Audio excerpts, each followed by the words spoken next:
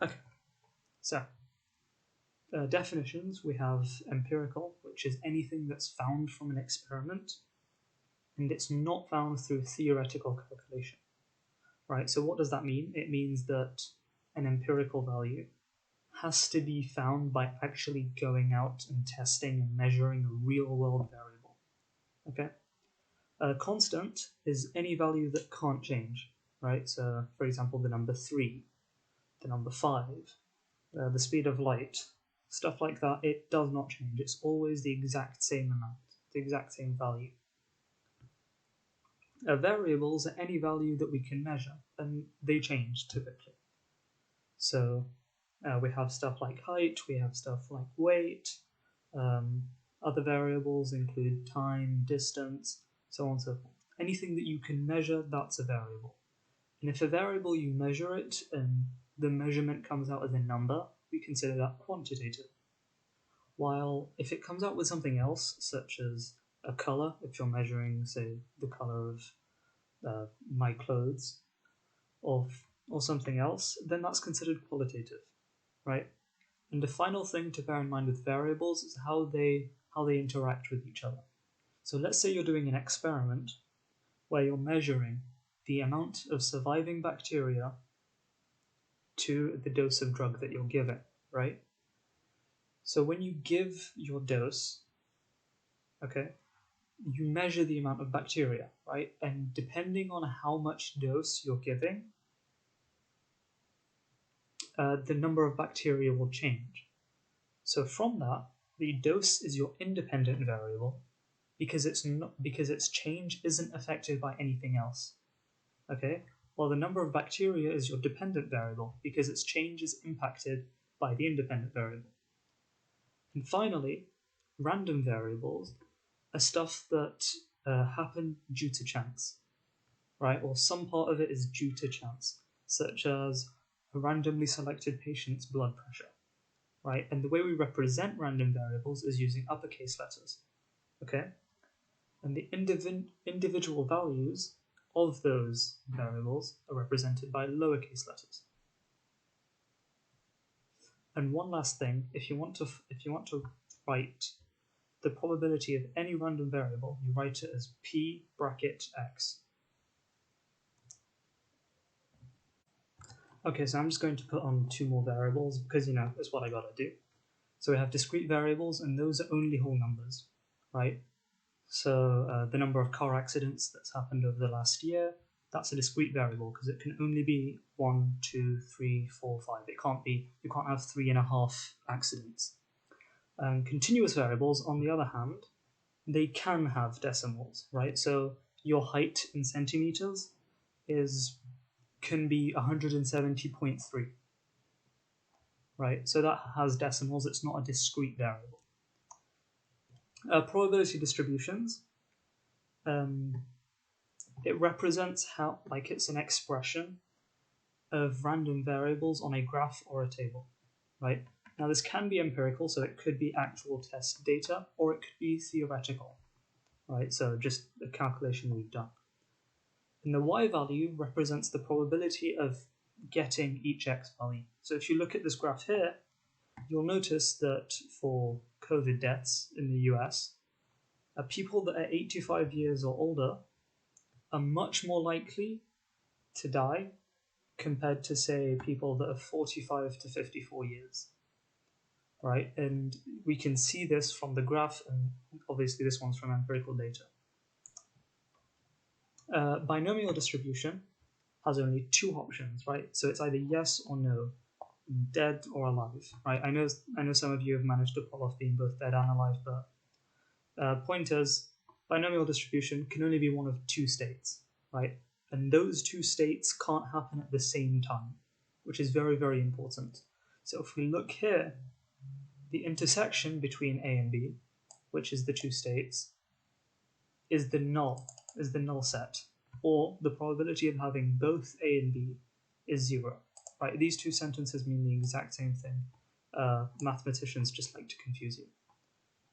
And so another thing that happens, right, is that the probability of getting A is 1 minus the probability of getting B.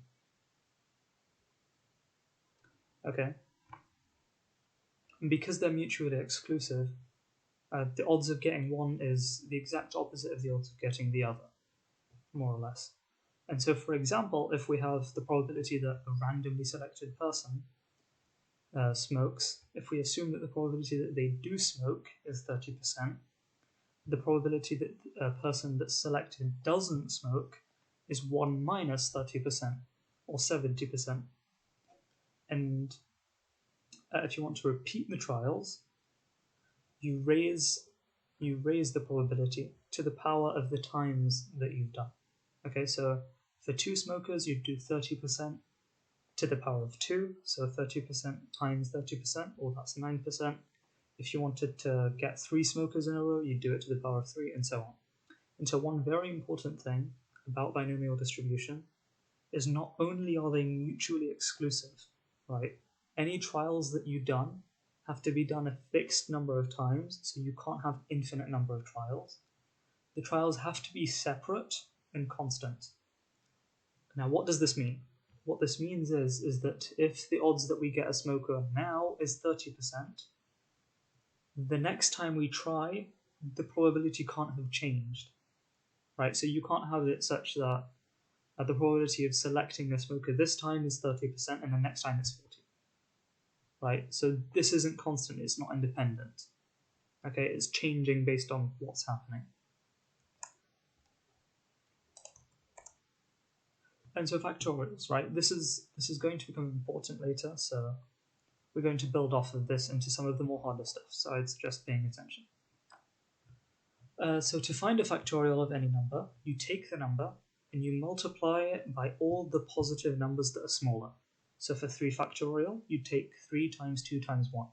For 4 factorial, you take 4 times 3 times 2 times 1. 5 times 4 times 5, 5 times 4 times 3 times 2 times 1, and so on, right? And so 2 very important examples of this is 1 factorial, which is 1, and 0 factorial, which is also 1.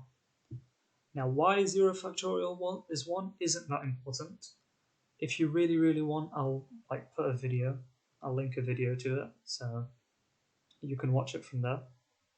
But what factorials mean, okay, is that they represent the number of ways you can order a set of items.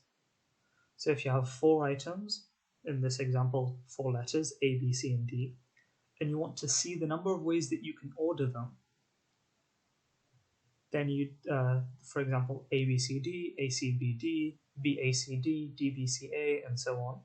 You can find the factorial of it, so 4 factorial, which is 24. And 24 represents the number of times that you can order any 4 letters. Oh, sorry, these 4 letters. Okay? And now let's build off of this, right? Let's say you don't want to take all 4 of the letters, right? You only want to take 2 of them. All right, so what we changed then is we take n factorial and we divide it by n minus x factorial. All right, so n here is the set of numbers that you're taking from, and x is the number of values that you're taking. Okay, so in this example, it's 4 and 2. So 4 factorial is 4 is the set, and 2 is the number that we're taking. So the calculation is 4 factorial divided by 4 minus 2 factorial. And the result that we get is 12, and you can actually see the 12 values that we get over here. And now the problem with this is that you actually notice this when we look at the values, is that A and C and A are basically the same thing, right? And we don't want that repetition. And so how do we get rid of that repetition? Well, we do it by combinations.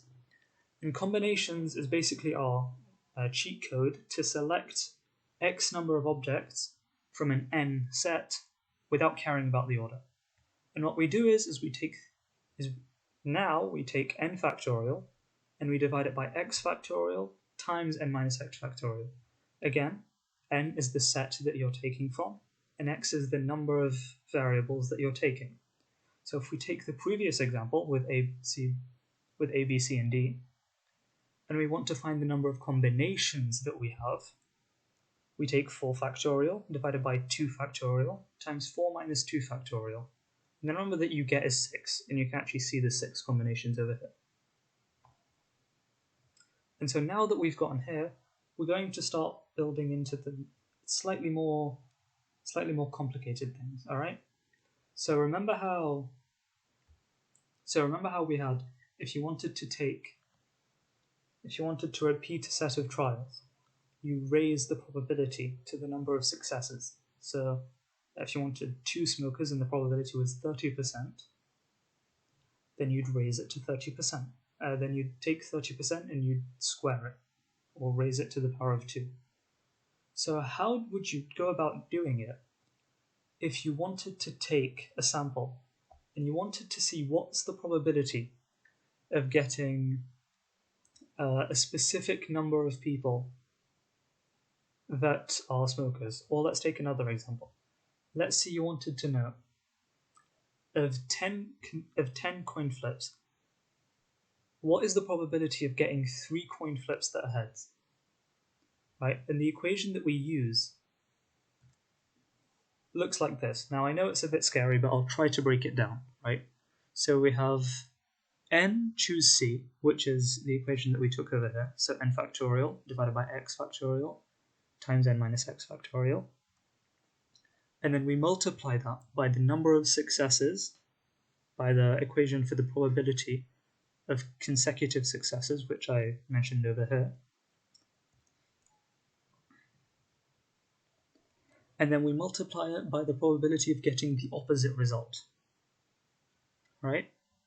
And so what this means is for the coin flips example here, let's say we have 10 coin flips and you want to know the probability of getting 3 heads, right? So we take NC3, or 10 choose 3, so that's 10 factorial divided by 3 factorial times 10 minus 3 factorial. And we multiply that by the odds of getting 3 heads, so that's 0.5 to the power of 3. And then we multiply that by the odds of getting 7 tails. So that's 1 minus 0.5, which is 0.5 is the probability of getting heads. And then we raise that to the power of 10 minus 3, which is 7, or the odds of getting 7 tails. And if you put these numbers into a calculator, I'm not going to bore you with all the details, it's 0.117, or roughly 11%. And so these next 2 slides are a little bit confusing, but basically they're trying to say something very, very simple, right? And so let's say we took the example from over here, and you did 10 coin flips, and you noted down the amount of heads that you got, right? And then you did another 10 coin flips, and you noted down the amount of heads again, and another 10, and another 10. And let's say you started to plot those in a graph, right? So the first time I got, say, 4 heads, so I noted down that I got 4 heads. Second time I got 3 heads, so I noted down 3 heads. Second time 5, next time 6, so on. Right? What I'll get is a graph that looks a little bit like this one over here. Right? Obviously this one is a bit skewed, but that's okay. And so what these are trying to say, and so what the probability of success is, each sample can be plotted, right? That's what we said. You can take the number of successes for each sample, and then you can plot how many times that's happened, right? And then, if you increase the sample size and you do it over and over again, what you'll start to notice is that these graphs are kind of starting to look like this graph over here, the normal distribution graph. Right, now why is this important? Okay, well this is important because you can add on to that these 3 equations, right, which is mu, or mean, is equal to the number of attempts, or the sample size, times the probability of success. Okay, and variance, which is the mean, times 1 minus the probability of success. And then standard deviation is the square root of the variance. But yeah, standard deviation is the square root of the variance. And you can take these 3 equations along with along with a relatively larger sample size, and you can basically pretend that a binomial distribution is the same as a normal distribution. Now, why is this? Why do we want to do this, right? And it's because normal distribution is basically the perfect distribution, right? It's the ideal distribution. It's the poster child of distributions, right? It's symmetrical. It has one mode that's in the slap bang middle. And we try in statistics as much as we can to take any graph, any curve, any distribution, and make it a normal distribution, right? And why do we do this? It's because normal distributions are very easy to work with compared with other distributions, right?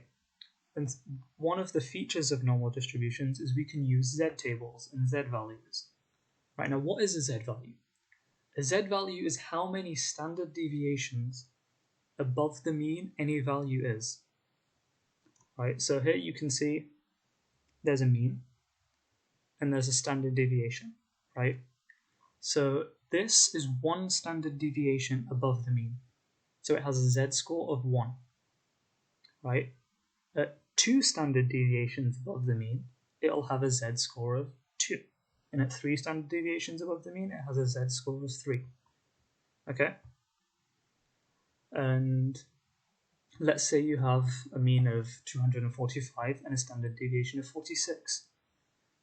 If you want a z value of 1, or to find where 1 standard deviation above the mean is, you take 245 plus 46, which is 291. And so that's the value that is 291 has a z value of 1.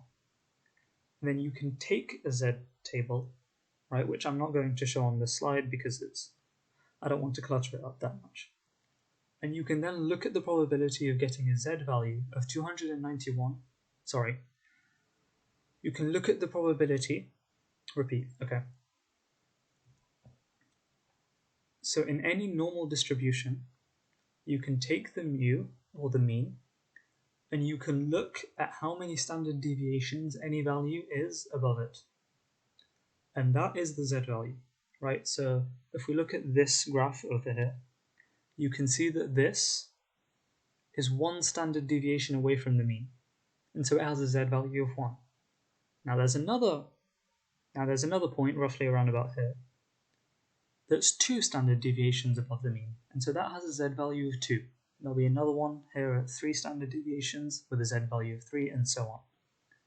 Right? And so what we can do is just to throw out another example, if you have a mean of, say, 245 and you want to find 1 standard deviation above it, so this line over here, if the standard deviation in this case it's 46, then what you do is you do 245 plus 46, and you get 291.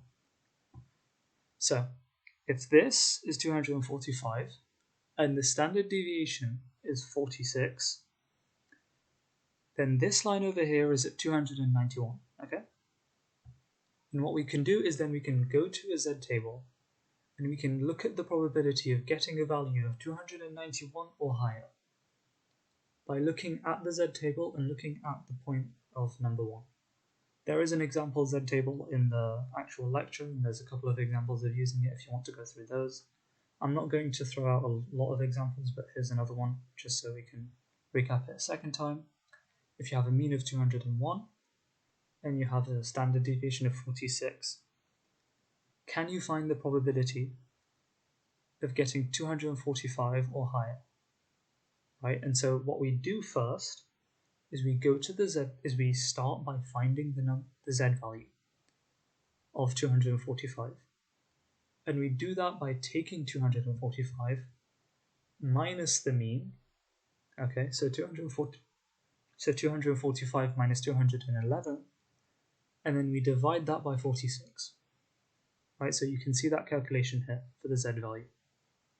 Right, and the result that you get is 0.739. Now we can take 0.739, go to the z table, look at the z table at 0.739. If you want, I can look at that. Like, I can make a short explanation on how to use a z table.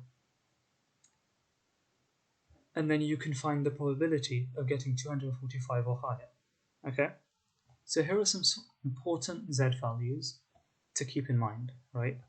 So this green line over here, so this green area, that's 68.3%. Okay, so that is the probability of getting something that is between one standard deviation away from the mean and the mean. Right, now you'll notice it's between -1 standard deviation and plus one standard deviation, right? Because it's less than one standard deviation distance from the mean. And you can do this again with 2 standard deviations, right? So that would be 95%. Okay, so there's 95% between -2 standard deviations and +2 standard deviations, which is the green and white space in this example. Right, so how would you calculate the exact percent, okay, for like these areas? Well, you go to a Z table and you look at one standard deviation from the mean, okay? And in the Z table, it's 0.1587, okay? So that's 15.8%. All right, and so what 15.8% is it's this space between one standard deviation and the end, right? So it's this white side and this red side, okay? And so we multiply that by 2 to get both sides, and so that would be 0.3174. And then what we'll do is we'll do 1 minus these areas, or like 1, which is the total, minus these 2 areas, 0.3174, to get the green area, which comes out at around 0.6826. Okay? And that's about it for Z values. I don't know, give me feedback or something.